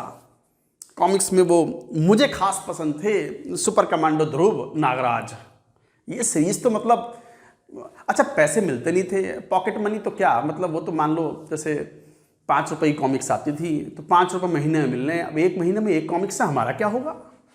हमें तो कई सारी, तो हमने पूरा एक कार्टेल बनाया हुआ था, एक सिंडिकेट था हमारा, सिंडिकेट, दोस्तों का सिंडिकेट। कैसा सिंडिकेट? हमारे जैसे 7-8 दोस्त थे ना, क्लोज फ्रेंड्स, तो सबको 5-5, 7-7, 10-10 रुपए या 3-3 रुपए महीने में मिल गए। मान लो कि भाई चलो तुम्हारे कॉमिक्स देख लेना तुम अपने हिसाब से। तो हम उसका फंड इकट्ठा करके अलग अलग कॉमिक्स खरीदते थे और फिर एक्सचेंज करके पढ़ते थे हम। मैंने मान लो सुपर कमांडो ध्रुव और नागराज वाली खरीद ली, तो किसी ने चाचा चौधरी और साबू वाली ले ली, तो किसी ने बिल्लू पिंकी वाली ले ली, and like that. Doga was also famous. तो ये सब चीजें थी। तो हम कई बार ये कॉमिक्स पढ़ते थे। Tenaliram was quite famous, Tenaliram की कहानियां आया करती थी। तो कॉमिक्स का टाइम था, तो कॉमिक्स में कई बार वो डींगे हाँकने वालों की कहानियां होती थी। तो मुझे एक कहानी याद है डींगों वाली, हालांकि वो कहानी में मैंने थोड़ा सा तड़का लगा के मिर्च मसाला बना करके आपके सामने लगा रहा हूं। जैसे 3 दोस्त होते हैं और डींगे हाँकने वाले हैं। डींग हाँकना मतलब boosting to the very high level, imaginary level पर फेंक देना। फेंकना मतलब डींगे हाँकना मतलब लंबी फेंकना, लंबी छोड़ना, लंबी फेंकना। यूपी, बिहार, राजस्थान वाले बढ़िया समझेंगे, एमपी वाले। अगर कोई साउथ इंडियन देख रहा है तो आई एम सॉरी, थोड़ा सा कम समझ में आएगा, चलेगा। Now I am out of track of chemistry. तो जैसे 3 मान लो दोस्त हैं, वो लंबी लंबी डींग हाँक रहे हैं, लंबी लंबी छोड़ रहे हैं। एक बोल रहा है, पहला वाला, ये स्टोरी है मेरी पढ़ी हुई है, मैंने थोड़ा सा इसमें अपने पास से ऐड कर दिया। एक बोल रहा है, अबे मेरे दादाजी थे, इतने इतने बड़े तलवारबाज थे। तलवारबाज मतलब स्वॉर्डमैन। इतने बड़े तलवारबाज थे कि इतना मोटा पेड़ एक ही बार में काट देते थे और ऊपर वाला हिस्सा गिरता नहीं था, फिर वो अपनी उंगली से यूं करते थे उस पेड़ को, टक, तो वो पेड़ गिर जाता था। देख रहे हो हाँकने का लेवल? अरे देख रहे हो हाँकने का लेवल? मतलब पहला वाला बोल रहा है, मेरे दादाजी इतने बड़े तलवारबाज थे, लंबी हाँक रहा है, लंबी फेंक रहा है कि वो एक ही बार में इतने मोटा पेड़ जो होता था उसको एक बार में तलवार से काट देते थे। और तलवार से काटने के बाद ऐसा लगता ही नहीं था कि पेड़ कट गया, बट पेड़ कट चुका होता था। और फिर वो ऊपर वाले जो पेड़ का टुकड़ा था उसको उंगली से मार के ऐसे गिरा देते थे। अब ये तो गपोड़ी हैं। गपोड़ी मतलब वो डींग हाँकने वाले। दूसरा बोलता है, अबे जा, ये कुछ थोड़ी, ये कौन सी बड़ी बात है, मैं बताता हूं। हमारे दादाजी जो ना, हमारे दादाजी उड़ते हुए जो मक्खी होती है तलवार से उसकी इस तरीके से काटते थे कि उसका पंख कटता था और पंख उनके हाथ में आता था और मक्खी को पता ही नहीं चलता था कि उसका पंख कट गया और वो उड़ती रहती थी। इतने बड़े तलवारबाज थे। तीसरा बोलता है, अबे जाओ भाई, ये कोई बहुत बड़ी बात है क्या? मेरे दादाजी इतने बड़े तलवारबाज थे कि वो ऐसे करके एक बार तलवार घुमाते थे तो हाइड्रोजन मॉलिक्यूल को तोड़ करके हाइड्रोजन एटम्स में कन्वर्ट करते थे और वो हाइड्रोजन का सिंगल बॉन्ड तोड़ देते थे एक बार में। ये मैंने लगा दिया तड़का, हल्का सा थोड़ा केमिकल बॉन्ड भी मतलब केमिस्ट्री लगा दी इसमें। मतलब इन्हें बोलते हैं हम गपोड़ी। गपोड़ी मतलब डींगे हाँकने वाले, लंबी लंबी, boosting to the height of boosting to such a imaginary level. एक कह रहा है कि इतने मोटे पेड़ को एक ही बार में काट देते थे, ऊपर वाले पेड़ को यूं करके गिरा देते, यूं। दूसरा बोल रहा है, नहीं, मक्खी के पर को, पंख को काट देते थे और हाथ में आ जाता था वो, मक्खी को पता ही नहीं चलता था। और तीसरा, हाइड्रोजन मॉलिक्यूल को ही काट दिया 2 टुकड़ों में, 2 हाइड्रोजन एटम बना दिए। हे राम।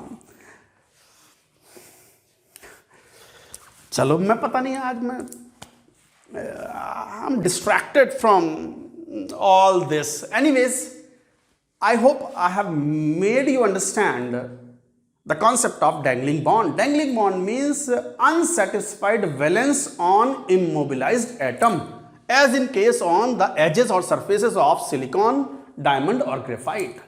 डायमंड को काटोगे तो कहीं किनारे वाला सरफेस का कार्बन एटम ऐसा होगा जो कि बाकी 3 कार्बन एटम से अटैच नहीं होगा, तो वो फ्री रेडिकल्स या unbonded electron will act as a dangling bond. तो this is dangling bond, but there is no dangling bond in Buckminster fullerene. चलो, अब मेरा पढ़ाने का उतना मजा सा नहीं आ रहा, कहानी के चक्कर में फंस गया मैं। लेट्स स्टॉप दिस नाउ, बाकी rest of things we will take in the next lecture. देखो, हम लास्ट लेक्चर में कार्बन के एलोट्रोप्स की बात कर रहे थे, डायमंड ग्रेफाइट के बारे में बात कर चुके थे। हालांकि डायमंड ग्रेफाइट के बारे में हम बहुत डिटेल में स्ट्रक्चर के बारे में, केमिकल बॉन्डिंग में बता चुके हैं। बता तो फुलरीन भी कर चुके हैं, बट फुलरीन के बारे में और भी कुछ इंपॉर्टेंट पॉइंट्स हैं।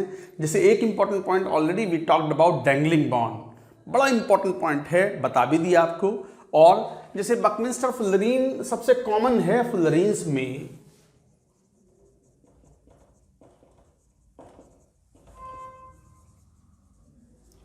Buckminster fullerene formula C60। क्या फीचर्स हैं? बक्की बॉल स्ट्रक्चर,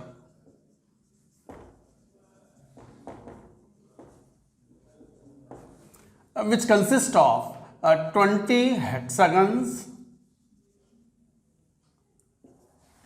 20 हेक्सागन्स मतलब कार्बन के हेक्सागन्स बन जाते हैं 20 and 12 pentagons,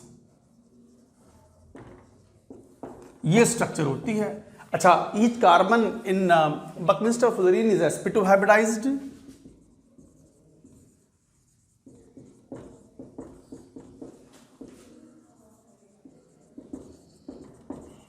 each carbon is sp2 hybridised. अच्छा, कार्बन के वैलेंस शेल में 4 इलेक्ट्रॉन होते हैं। sp2 का मतलब 3 इलेक्ट्रॉन तो यहां काम आ गए। Then fourth electron what happens? Fourth electron is delocalised in molecular orbitals. हालांकि बकमिंस्टर फुलरीन के लिए मॉलिक्यूलर ऑर्बिटल थ्योरी हम नहीं पढ़ते, हम तो केमिकल बॉन्डिंग में मॉलिक्यूलर ऑर्बिटल थ्योरी MOT जो है वो केवल डाइएटॉमिक मॉलिक्यूल्स के लिए पढ़ते हैं। ये तो पॉलीएटॉमिक मॉलिक्यूल्स है C60। बट स्टेटमेंट NCERT में लिखा है तो याद रखें कि each carbon is sp2 hybridised. Fourth electron of the carbon is delocalised in the molecular orbitals giving aromatic character to aromatic character. तो याद रखें एरोमेटिक नेचर होती है इन फुलरीन्स के अंदर and hybridisation is sp2। Two different types of CC bond length in C60 में 2 अलग अलग टाइप की बॉन्ड लेंथ होती हैं। अच्छा, ये 12 pentagons, pentagon is connected to the hexagons and hexagons में भी कनेक्टेड टू द पेंटागन और हेक्सागन। इस तरीके से फुटबॉल लाइक, जैसे फुटबॉल होती है ना, फुटबॉल खेलते हैं, उस टाइप की स्ट्रक्चर पाई जाती है। So these were the points regarding it. Thermodynamic stability का ये थर्मोडायनेमिक्स में पढ़ भी चुके हैं। Graphite is thermodynamically most stable, diamond and fullerene. और enthalpy, standard enthalpy of formation of graphite आप जानते भी हो, इज टेकन 0। जबकि डायमंड का standard enthalpy of formation positive होगा, फुलरीन का और ज्यादा पॉजिटिव होगा। बेसिक थर्मोकेमिस्ट्री के पॉइंट्स हैं, ये हम पढ़ भी चुके हैं। तो 2 different type of bond lengths हैं, ये थर्मोडायनेमिक स्टेबिलिटी है। तो डिक्रीजिंग थर्मोडायनेमिक स्टेबिलिटी,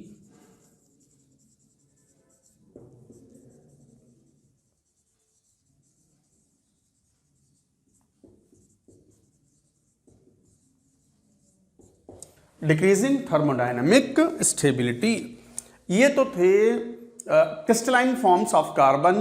थोड़े से इम्प्योर फॉर्म ऑफ कार्बन्स भी होते हैं in the form of coke, coking coal, इस तरह की चीजें जो हैं एक बार लिखेंगे। पहले ये नोट करो पूरी बात, note it down.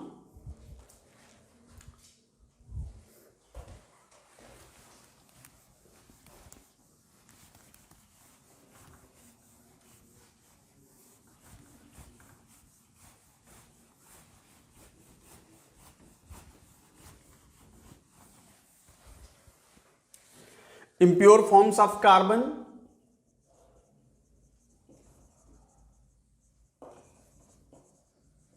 NCERT carefully पढ़ें, ये बातें कई बार नहीं पढ़ते हो, क्वेश्चन आएगा छूट जाएगा। तो मेनली इस तरीके से कार्बन ब्लैक,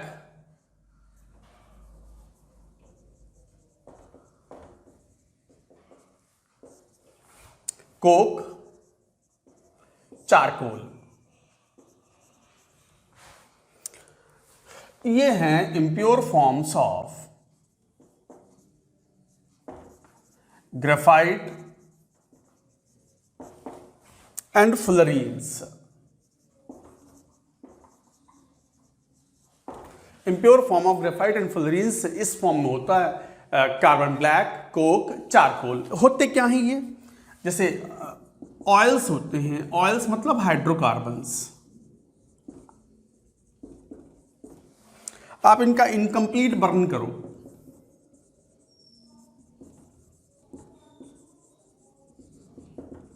इनकम्प्लीट बर्निंग अगर करें तो you will get carbon black. Carbon black commonly use किया जाता है फॉर मेकिंग इंक, और टायर जो होते हैं उनमें काला रंग प्रोवाइड करता है, फिलर के रूप में यूज करता है। तो ये कार्बन ब्लैक इस्तेमाल हुआ। कार्बन तो ऑयल्स का या हाइड्रोकार्बन्स का इनकम्प्लीट कंबस्शन कराओ तो कार्बन के पार्टिकल्स मिलते हैं, दैट इज कार्बन ब्लैक। ऐसे ही और आपको वुड का इनकम्प्लीट बर्न कराओ,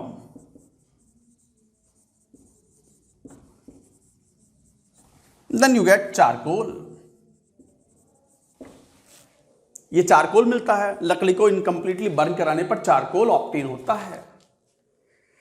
this is also an important point. कई बार वो जो आयरन करते हैं ना, कपड़ों पे प्रेस मारते हैं, आयरन में कोयला भरते हैं, इलेक्ट्रिक वाली नहीं, कोयला भरने वाली, तो वो चारकोल ही तो है। और एक होता है कोल से ऑब्टेन करते हैं, कैल्सिनेशन करते हैं।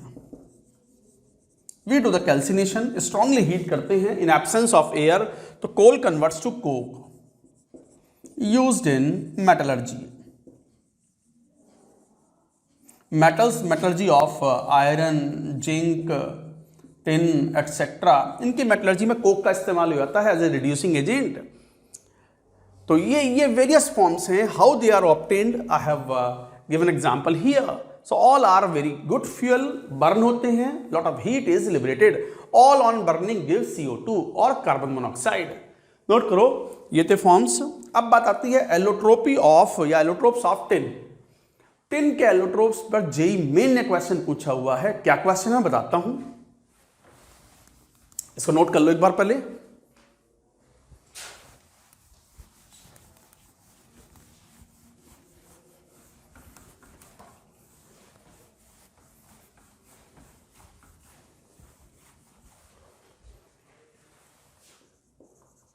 Allotropes of tin. टिन के दो एलोट्रोप होते हैं, alpha tin, beta tin. This is metallic white tin,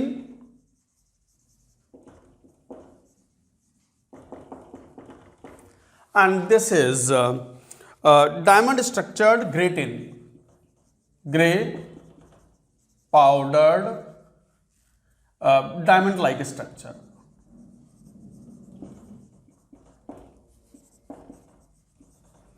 और ये एलोट्रोप्स जो हैं they are in equilibrium at 13.2 degree Celsius. इसका मतलब रूम टेम्परेचर पर you get the metallic tin, और यदि अगर टेम्परेचर 13.2 डिग्री सेल्सियस से कम कर दो तो it converts into the alpha tin which is grey powdered form. ये पाउडर्ड फॉर्म है।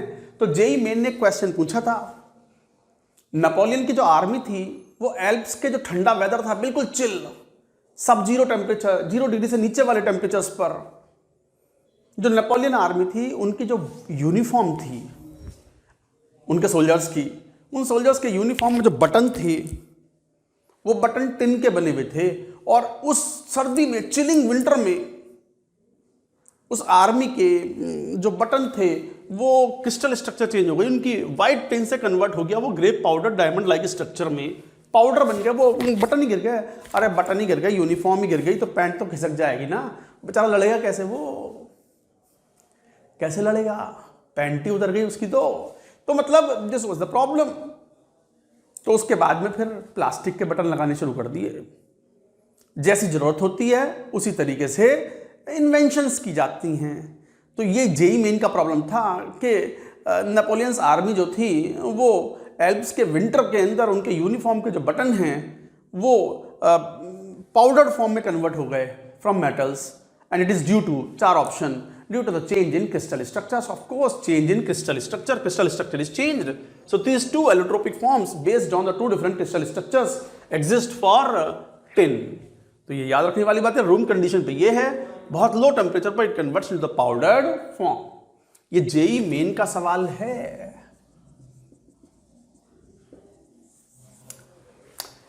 Thereafter, another property of particularly carbon, catenation. Catenation note करेंगे, यही लिख लो. तो कैटिनेशन में कार्बन बहुत अच्छी टेंडेंसी बताता है कैटिनेशन की. That means ability of an element to connect with one another through the covalent bonds. It is the ability of an element to attach through other atoms in chain or ring form through covalent bonds.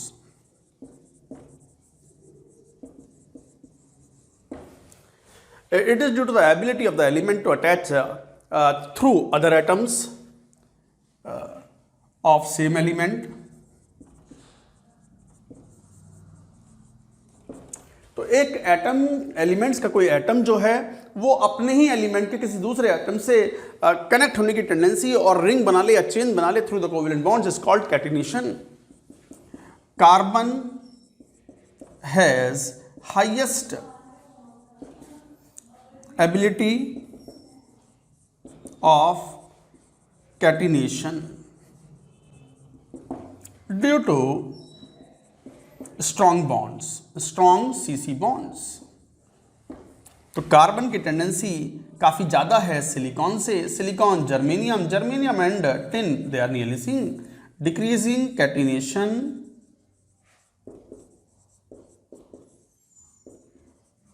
Property. तो decreasing catenation property is used here. तो इस तरीके से याद रखेंगे catenation की tendency के बारे में. Now coming to the compounds of carbon. Carbon हुआ, टिन हुआ, लेड हुआ, इनके कंपाउंड, सिलिकॉन हुआ, इनके कंपाउंड्स पढ़ने हैं. कार्बन की बात करें तो कार्बन के दो मेन कंपाउंड्स हैं that we have to study, और वो है carbon monoxide and carbon dioxide. चलो बात करते हैं कार्बन मोनोऑक्साइड की. Note it down.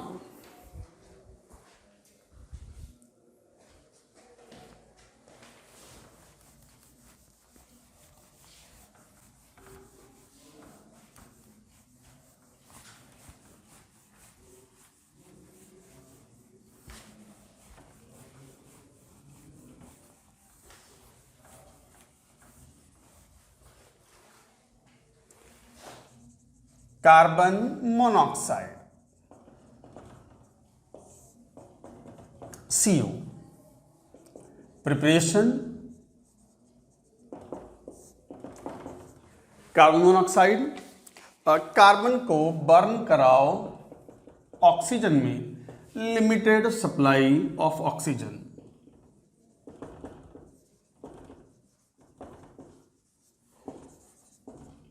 एयर भी ले सकते हो. Carbon monoxide is form. अच्छा, तो अगर कार्बन डाइऑक्साइड बन भी गया है ना, गैस, अगर CO2 बन भी गया है तो कार्बन अगर एक्सेस में लिया हुआ है और हीट करते हैं, हीट तो करना ही पड़ेगा, and then you will get carbon monoxide. अगर CO2 बन भी गया है तो एक्सेस ऑफ कार्बन अगर ले रहे हैं तो वो वापस से कन्वर्ट हो जाएगा कार्बन मोनोऑक्साइड में. जैसे HCOH कॉन्सेंट्रेट, ये रिएक्शन हम बता चुके हैं पहले. कॉन्सेंट्रेट H2SO4 के साथ हीट करो at around temperature 373 kelvin. Concentrate H2SO4 is a powerful dehydrating substance, so carbon monoxide gas will be obtained. कि सर वाटर मिलेगा, वाटर को तो ये खा पी के बराबर कर दिया इसने. H2SO4 ने एब्जॉर्ब कर लिया moisture, you will get only the gas CO. ऐसे ही H2C2O4 oxalic acid, concentrate H2SO4 के साथ हीट करोगे तो it will form CO gas plus CO2 gas. तो ये जो कार्बोक्सिलिक एसिड्स हैं, इनके डिहाइड्रेशन से कंसंट्रेट H2SO4 की मदद से you can get carbon monoxide. Commercial production यहां लिख लेंगे। थर्ड,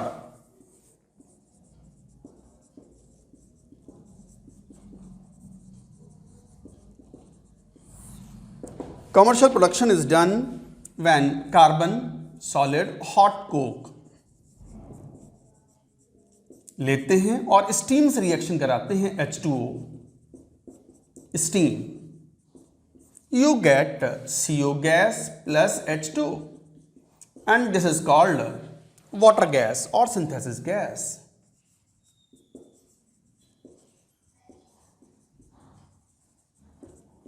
ये water gas is 1:1 mixture of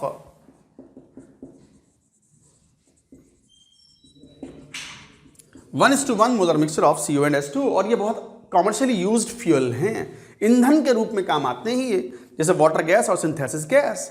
अच्छा, ऐसे ही अगर आप एयर यूज करोगे तो you will get producer gas, तो carbon solid plus air, air मतलब O2 प्लस N2, मान लो यहाँ 2 ले लो तो यहाँ 4 ले लो, क्यों? 1:4 के मिक्सचर में होता है। एयर के अंदर लगभग 20% बाई वॉल्यूम O2 होता है और 80% बाई वॉल्यूम N2 होता है, तो 1:4 के मिक्सचर में होते हैं ऑलमोस्ट। तो क्या बनेगा?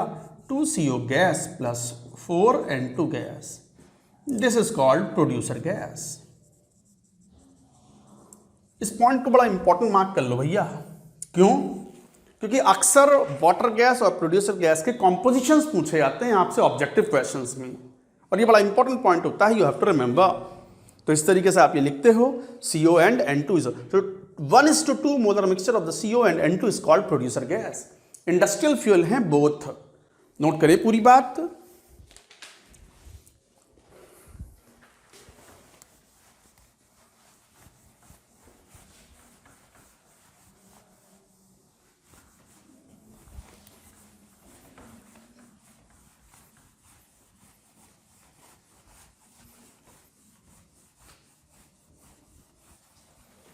अनदर प्रिपरेशन फोर्थ, अब आप जानते हो कॉन्सेंट्रेट H2SO4 किसी भी साइनाइड सॉल्ट से K4FeCN6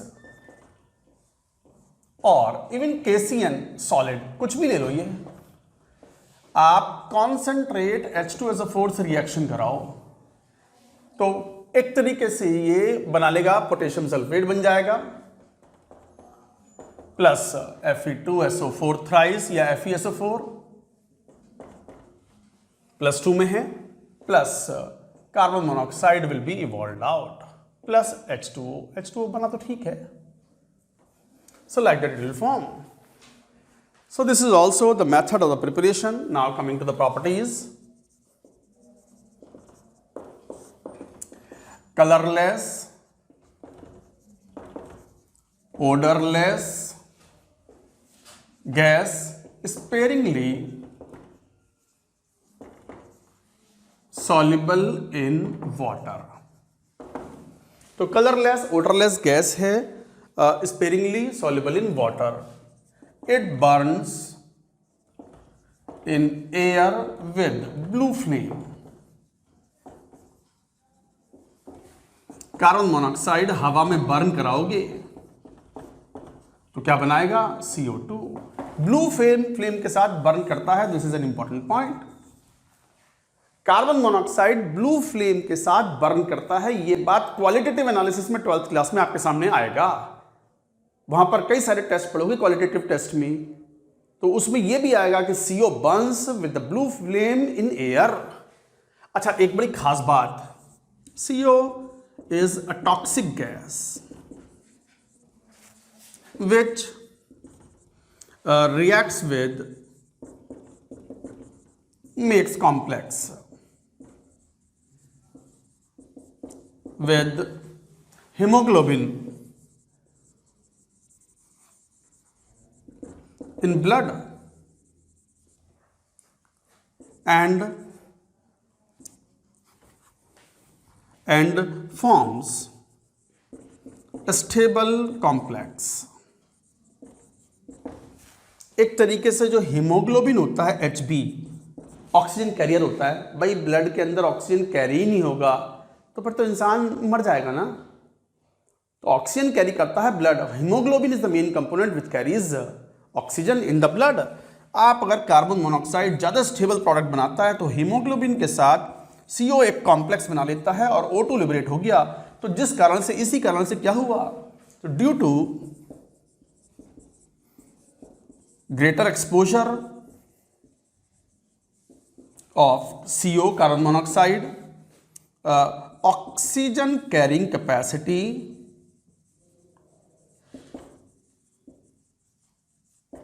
of blood decrease and person goes unconscious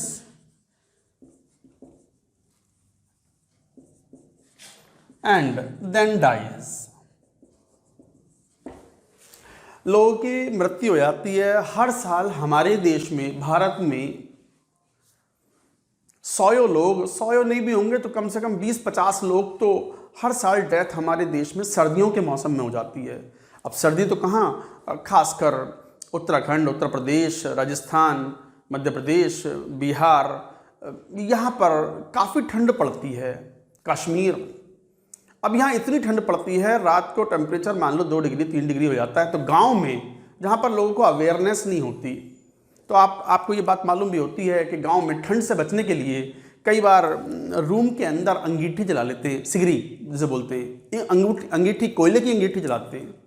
कोयला जब बर्न करते हैं तो शुरुआत में तो उसका कंप्लीट कंबस्शन होता है, कोयले का CO2 बनता है, रूम के अंदर की हवा कंज्यूम हो जाती है, खिड़की दरवाजे सारे बंद कर दिए जाते हैं क्योंकि हवा आती है ठंडी। थोड़ी देर बाद जब ऑक्सीजन की कमी होने लगती है हवा के अंदर तो फिर इनकम्प्लीट कंबस्शन होता है उस कोयले का और कार्बन मोनोऑक्साइड बननी शुरू हो जाती है। और कार्बन मोनोऑक्साइड जो है that becomes reactive with the haemoglobin present in the blood और वो ऑक्सीजन को डिस्प्लेस कर देती है। धीरे धीरे ऑक्सीजन कैरिंग कैपेसिटी ब्लड की कम हो जाती है और वो व्यक्ति जो है वो तो सो गया, उन्हें अंगीठी जलाई, दरवाजे बंद करे, खाना वाना खा करके सो गया। धीरे धीरे कार्बन मोनोऑक्साइड ना तो इसमें स्मेल है ना कोई कलर है तो पता भी नहीं चलता और ये धीरे धीरे ऑक्सीजन को डिस्प्लेस कर देती है और ऑक्सीजन कैरिंग कैपेसिटी कम होने पर बंदा बेहोश हो जाता है, पता ही नहीं चलता उसको और वो डेथ हो जाती है। कई बार पूरे परिवार जो हैं इस त्रासदी का शिकार बन जाते हैं। कई बार पूरे परिवार, अज्ञानता के कारण भी ऐसा होता है, कई बार गलतियों के कारण भी ऐसा होता है। तो this is a kind of problem particularly in the villages जहाँ पर लोगों को इतना आइडिया नहीं होता या ध्यान नहीं देते, अंगीठे जला करके कमरों में सो जाते हैं, सर्दियों में दरवाजे खिड़कियाँ बंद कर देते हैं और इस कारण से कई बार लोगों की डेथ हो जाती है। So the reason is this. So this is an important point,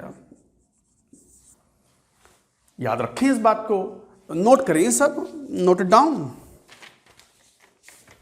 अच्छा, कार्बन मोनोऑक्साइड का कितना बड़ा यूज आपने मेटलर्जी में पढ़ेंगे 12th क्लास में।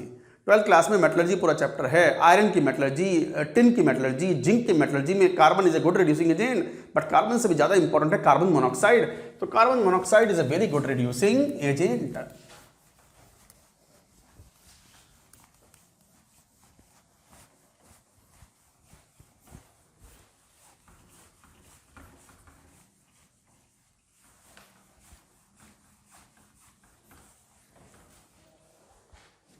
Next, third, CO is a powerful reducing agent. तो Fe2O3 CO, Fe solid plus 3CO2, 3 ले लो।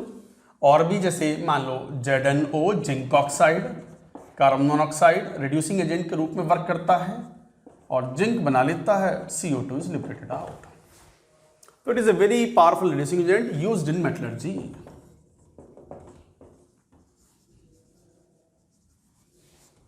Metallurgy of iron, tin, zinc, etc. बहुत कॉमन यूज है ये, अच्छा रिड्यूसिंग एजेंट होने की वजह से। फोर्थ, निकल और कई एलिमेंट के साथ में कार्बन मोनोऑक्साइड कार्बोनिल कंपाउंड्स बनाता है, NiCO4। So these kind of carbonyl compounds are formed. Room condition पे this is liquid. Monomeric carbonyls are liquids. You will study in coordination compound in 12th.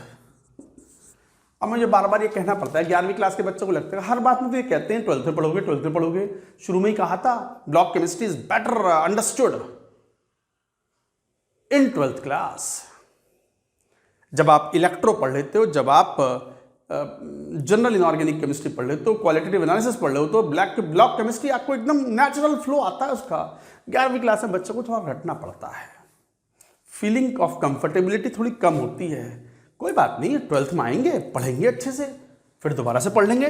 Notes तो हैं हमारे पास, YouTube पे video lectures तो हैं बच्चों के पास, क्लासेस तो अवेलेबल होंगी ना। अच्छा, जैसे NaOH, ये मैंने सोडियम हाइड्रोक्साइड की प्रॉपर्टीज में एस ब्लॉक में बताया हुआ है। इसको लिक्विड फॉर्म में लेते हैं, मोल्टन लेते हैं। चूंकि ये न्यूट्रल ऑक्साइड है, एक्वस NaOH से रिएक्शन नहीं करता, तो कार्बन मोनोऑक्साइड गैस डिसॉल्व हो जाती है मोल्टन NaOH में हाई टेम्परेचर पर और बनाता है, प्रेशर भी हाई लेते हैं, हाई प्रेशर और हीट तो करते हैं, तभी तो लिक्विड है। And it forms HCONA, sodium formate is form. अच्छा, याद रखो NaOH का aqueous solution carbon monoxide gas, no reaction, कोई रिएक्शन नहीं होती, एक्वस सॉल्यूशन में डिसॉल्व नहीं होता, मोल्टन स्टेट में लेते हैं, पानी नहीं है कहीं से कहीं तक भी इसमें। This is also an important reaction. Then comes it reduces PdCl2, तो ये PdCl2 को रिड्यूस करता है to form palladium solid plus 2HCl plus CO2. So like that it forms, palladium बनाता है, this is also important reaction, so it is a reducing agent actually. 4, 5, 6, 7. Next reaction, quantitative estimation, मतलब कितनी gas है CO, carbon monoxide of CO is done with I2O5. कैसे? मैं यहां लिख रहा हूं। ये जो कार्बन मोनोऑक्साइड है, ये I2O5 के साथ आयोडीन पेंटाऑक्साइड +5 में है, CO2 में कन्वर्ट करता है और खुद I2 में चला जाता है। और I2 का क्वांटिटेटिव एस्टिमेशन हम करते हैं हाइपो से, हाइपो कौन? Na2H2O3 hypo solution. Hypo solution की इंपॉर्टेंस हम समझते हैं इन इक्विवेलेंट कॉन्सेप्ट। यहां से फिर ये जब होता है तो बनाता है Na plus Na2S4O6 sodium tetrathionate. तो quantitative estimation of the carbon monoxide from the gas mixture is done with the help of I2O5. This is also an important point. Again this point will come to you in the halogens. I2O5 के बारे में हम halogens and noble gases 12th class में P block है, 12th class वाले P block में पढ़ेंगे फिर वापस से। तो गाइज ये कुछ पॉइंट्स थे, आपको याद रखने हैं। एक पॉइंट और लिख लो, carbon monoxide gas is absorbed by ammoniacal CuCl and forms adduct. कौन सा अडक्ट? इस तरीके से CuCl.2H2O.CO, इस तरीके से यह अडक्ट बनाता है। तो कार्बन मोनोऑक्साइड को अब्सॉर्ब करने के लिए we use ammoniacal Q+ chloride. तो गाइज ये थे कुछ important points about carbon monoxide. सबसे इंपॉर्टेंट पॉइंट था कि क्यों CO बहुत टॉक्सिक गैस है, क्यों इंसान को ये जान से मार सकती है, मारती है हर साल हमारे देश में विंटर सीजन में। अभी सर्दियां चल रही हैं, बी कॉशियस। और इसके बारे में बात भी करें, अगर किसी से आप बात लगता है कि इनको पता है या नहीं पता है, वैसे पता होता है काफ़ी लोगों को, फिर भी कभी कभी गलती हो जाती है and that results into the death of the person. तो ये था carbon monoxide, more compounds, carbon dioxide and all that we shall take in the next lecture. That's it for now.